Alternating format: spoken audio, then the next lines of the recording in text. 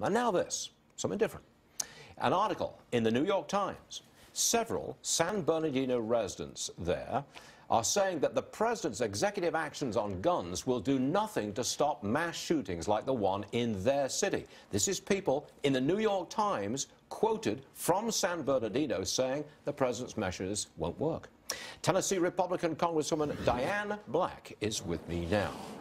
I was surprised to see that in the Times this morning because I thought the Times would be all over President Obama and gung-ho for what he's doing. Where do you stand on this?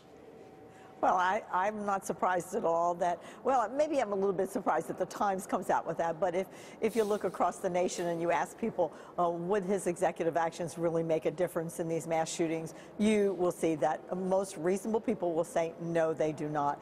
If we look at these mass shootings, they're either of two areas. One, as in San Bernardino, was this whole rise of terrorism and homegrown terrorists. We don't know how much they were connected to ISIS, and the second is mental illness. So the president is trying to pivot away from things that he's not comfortable with, and that is the very issue that happened out in San Bernardino. But are you on the whole wrong side? ISIS. But you know, for many years, Democrats have owned the gun issue.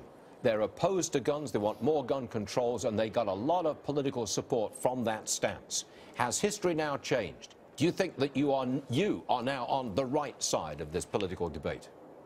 I think I've always been on the right side of this political debate, and that is the fact that we have a Second Amendment right, and that we don't need the president with an executive order taking that away. And by the way, when the president says that Congress hasn't dealt with this issue, he is totally wrong on that, because we know that prior to my coming to Congress that we had a democratically controlled House and Senate.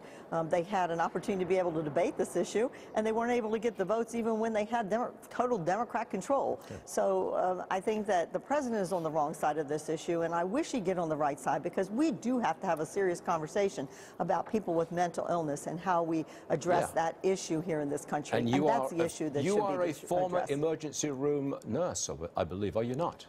Yes, I am. I thought so. You know what you're talking about.